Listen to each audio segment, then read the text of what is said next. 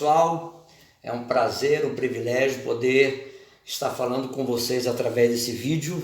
Você que tem acessado aí o meu canal, que tem assistido os vídeos que estão aí no YouTube, é um prazer imenso e enorme poder estar colaborando de uma certa forma com a tua vida, com o teu crescimento espiritual, adquirindo conhecimento, conteúdo, que é muito importante. Mas vou te pedir um favor, tá? Que você seja também um atalaia, um emissário, divulgando esses vídeos. Se você tem sido abençoado, se isso tem sido de uma grande valia para você, eu vou pedir para que você também compartilhe. Interessante o seguinte, hoje a gente está sempre envolvido com vários grupos no WhatsApp. A gente está adicionado, eles adicionam a gente sem a gente saber. Quando a gente vai saber, a gente já está num grupo, se é de família, é de prédio, é de igreja, é de escola. Então, você imagina você pegar um vídeo desse e também enviar e colocar nesse grupo. Vai ser muito importante porque algumas pessoas vão estar assistindo, né? É óbvio que a pessoa tem o direito de assistir ou não assistir, né? Ninguém é obrigado. Mas você vai estar ajudando, de uma certa forma, a divulgar a obra, vai estar divulgando também o Evangelho, que é fundamental para o crescimento do ser humano. Eu quero nesse vídeo hoje, eu não vou estar ministrando uma aula. Não vou ministrar uma aula. Eu vou trazer uma palavra apenas. Uma palavra. Pode se caracterizar como uma mensagem. Tá? Eu fui muito impactado quando eu estava lendo esse texto. Já li tantas e tantas vezes. Olha como a palavra é poderosa, ela é edificante, ela é renovante, ela renova a cada dia, né? Ela está sempre em mutação, ela está sempre dando novas oportunidades para a gente entender o texto. Eu já li esse texto muitas e muitas vezes, mas na leitura que eu fiz hoje, me saltou os olhos uma palavra rema de revelação e eu queria compartilhar com vocês. E o tema é o seguinte: as duas profecias.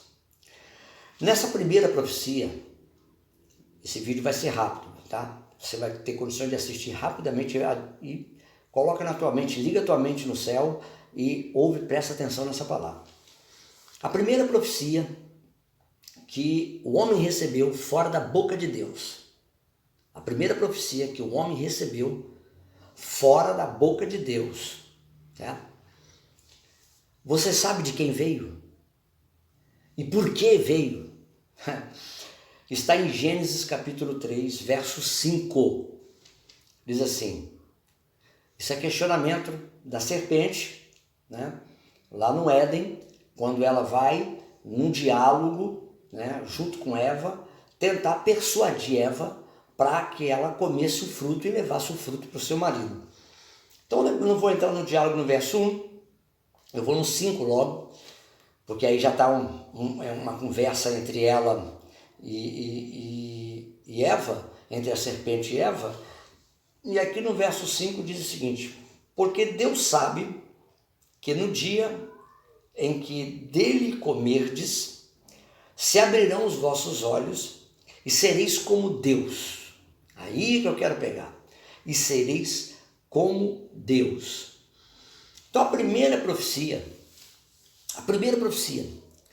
que chega aos ouvidos do homem, aí no caso foi Eva, não foi a mulher, foi emitida, falada, transmitida, vindo da serpente que estava sendo possuída por Satanás.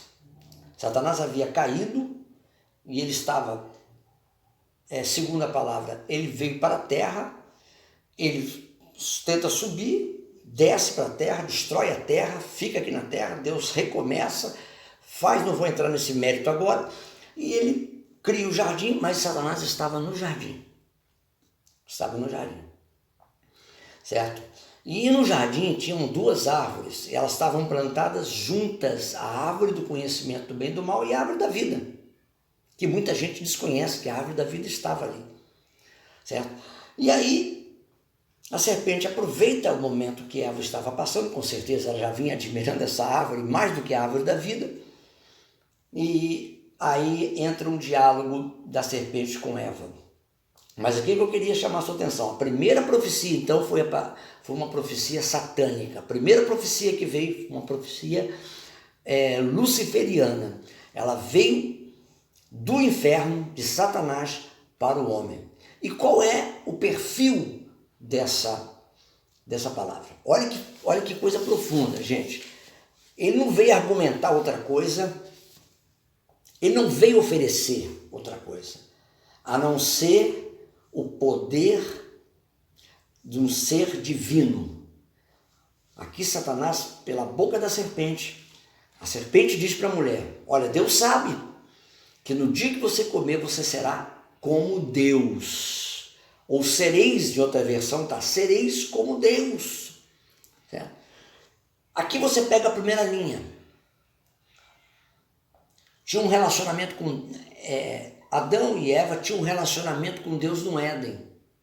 Nesse relacionamento que Deus optava, em que o homem viesse a ter a experiência, né, de entender a divindade na sua eternidade. Porque você não consegue entender Deus se não for pela eternidade. Você só conhece Deus pela eternidade. Mas como é que Adão ia conhecer Deus pela eternidade?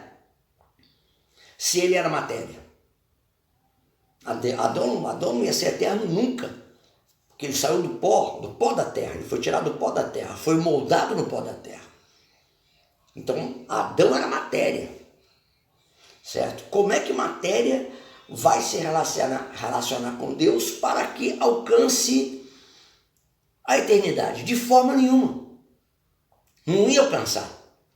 Certo? Então, qual foi o segredo da serpente para Eva? O que ela bolou? Ela falou assim, bom, eu vou tentar fazer com que ela queira ser um Deus, porque já que ela não consegue entender quem é esse Deus, esse ser que se apresenta para eles, então eles vão ser como ele.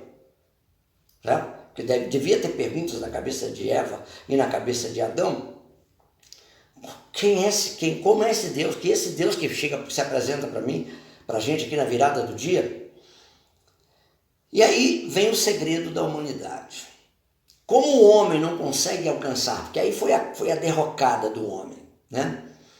A queda do homem. Aí veio a morte, né? Aí veio a separação completa, né? Aí veio o decreto da separação. Então, o que destrói o homem é saber que ele não é eterno. O que destrói o homem é saber que ele é passageiro, que o tempo dele é curto, que ele não vai existir muito tempo, que não tem como ele alcançar essa divindade que é eterna. A diferença de Deus para o homem, da divindade para a humanidade, o que separa é a eternidade. Né? O homem está na temporalidade e Deus está na eternidade. Certo? Deus conseguiu se manifestar para o homem, ele na eternidade conseguiu se manifestar na temporalidade. Então, o homem não consegue alcançar essa capacidade, por mais que a serpente jogou na mente de Eva, você vai ser como Deus. Como ele não conseguiu, e ele se autodestruiu, então ele criou deuses. Olha o segredo, ele criou deuses. Certo? Então o homem cria deuses, cria ídolos, para que ele possa se auto-reafirmar e auto-sustentar nessa cadeia destrutiva que ele caminha. E quem são esses ídolos? Bom, os ídolos estão envolvidos todo o desejo humano, toda a vontade de permanecer vivo nessa terra, todo o desejo de se autoafirmar como um ser poderoso, como um ser onipotente, mas não consegue. Não consegue. Aí no meio de tudo isso ele vai se autodestruindo, vai se autocorrompendo. Se você vê a Bíblia toda no Velho Testamento, você vai ver o homem tentando ser Deus. O homem tentando conseguir. E aqueles que fizeram o caminho inverso de não tentar ser Deus, através de ídolos, através da força, ele se reafirmou ele conseguiu fazer o caminho inverso e ter um relacionamento com Deus, como Enoque. Logo em seguida você vai ver em Gênesis. Enoque andou com Deus e Deus o tomou. Quer dizer, o cara sai da matéria e consegue passar por um processo, né, de espiritualidade tão poderoso que a matéria dele, ele sai em matéria da terra e vai viver numa outra dimensão, que nós aqui não vamos entrar nesse mérito. Então a primeira profecia que o homem ouve é a profecia dizendo: você vai ser um Deus. Ele se autodestrói. O que a gente ouve por aí o tempo todo? Então a ciência tenta afirmar que o homem é Deus, e na verdade a ciência se torna um ídolo, né? O conhecimento epistemológico tenta afirmar que o homem é poderoso e é Deus, e também se torna um ídolo, né? Se você entrar na academia hoje, se você entrar num campus universitário, se você entrar, né, para defender uma cadeira, um doutorado, uma tese, se você afirmar a existência de Deus ali, você vai ser taxado como um cara meio ignorante, um cara tolo, não é ignorante, um tolo, né? Então nós estamos nos deparando com isso. Veio de lá do Éden, e até hoje tem. Mas aí vem a segunda profecia. Não quero me delongar muito, está em Mateus no capítulo 16, versículo 18, muito importante esse texto, quando Jesus leva os discípulos lá para Cesareia de Filipe, e lá em Cesareia de Filipe, Jesus pergunta para eles: olha, vocês, o que diz o povo a meu respeito? Eles falaram: Zacarias, né? Outros, João Batista, outros, Elias.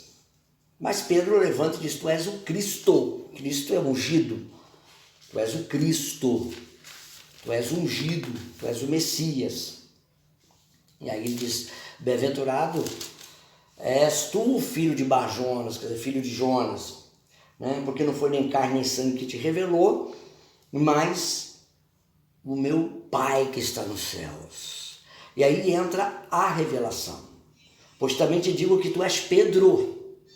Tá? Não vou entrar no mérito de chamar Pedro, porque Pedro, o nome dele era Simão, um nome hebraico, mas aí vem Pedro, que é um nome greco-romano. É um nome greco-romano. E sobre essa pedra, aí você tem uma conotação sobre a pedra que é Jesus, né? Se você for olhar no grego, no original, está dizendo que era realmente Pedro que era a pedra. Você não sabe se foi alguma coisa que alteraram aí, se fizeram alguma alteração quando trouxeram e foram colocar os livros em ordem, né, no catolicismo. Mas aí ele diz assim, continua dizendo: tu és Pedro, e sobre essa pedra edificarei a minha igreja. Aí entra: edificar a igreja, as portas do inferno não prevalecerão contra ela. Então aí vem a profecia segunda. Jesus está dizendo: eu vou construir homens que vão estar fundamentados em mim. Olha, presta atenção, eu vou construir homens, eu não vou formar deuses. Eu não vim formar deuses, Deus só tem um. E eu sou filho dele, certo? Eu vou construir homens fundamentados em mim, na experiência, na vida, na minha vida, porque eu vou passar por um processo de morte e ressurreição, e quem vai estar fundamentado em mim vai ter vida eterna. Então eu vou colocar esses homens, que é a igreja, que são uma assembleia, tá? Fundamentados em mim, certo? Porque o inferno não vai suportar. O que representa isso? A morte não vai suportar, o inferno não vai suportar, Satanás não vai suportar, tem a tríade aí. Então, eu não vou me delongar, eu já vou encerrar. Quero que você entenda o seguinte: vamos fixar o nosso pensamento. A segunda profecia vem da boca de Deus, é o verbo falando, certo? Lá foi a serpente que falou. A segunda foi o próprio Deus falando pela boca do Filho, certo? Eu e o Pai somos um. Quem crê em mim, crê no Pai, certo? Quem crê no Pai, crê em mim. E aí você vê ele trazendo a revelação. Essa é a profecia de hoje. Nós somos igreja, somos construídos para ter vida eterna. O propósito de Deus é trazer o homem à eternidade, gente. Isso é onde nós temos que sair dessa terra. Isso aqui, nossa passagem é temporal. É temporal. Nós temos que sair dessa temporalidade para irmos para a eternidade. Guarda isso no teu coração. Esquece, fecha os teus ouvidos para esse argumento da antiga serpente, do dragão, da antiga serpente, que ainda fala, é tão poderosa ainda a sua voz, ecoa ainda pelos séculos e pelos milênios, ela vem falando, mas nós temos que fixar o nosso coração, o nosso espírito e a nossa alma nessa palavra que vem da boca de Deus através de Jesus. Eu vou edificar a minha igreja sobre a minha vida. Eu vou edificar homens, mulheres que vão crescer como um edifício, será uma assembleia, um grupo de pessoas. E esse grupo de pessoas vai prevalecer contra o inferno, vai prevalecer contra Satanás, vai prevalecer contra todas as intempéries dessa terra, porque eles não vão ser a Deus, mas eles vão ser nova criatura e vão estar vivendo a eternidade. Então, ponto final. Adão não percebeu, não entendeu, nem Eva. Nós temos a oportunidade de entender. O relacionamento é através de Jesus, o relacionamento é através do Evangelho, o relacionamento é na igreja. A igreja somos nós. Estamos sendo construídos até a estatura de Cristo, desse edifício que está sendo levantado para uma vida nova. E essa vida nova vai nos levar para a vida eterna com o nosso Deus, com Jesus Cristo, para todo e todo sempre. Amém, amém e amém. Deus abençoe a todos.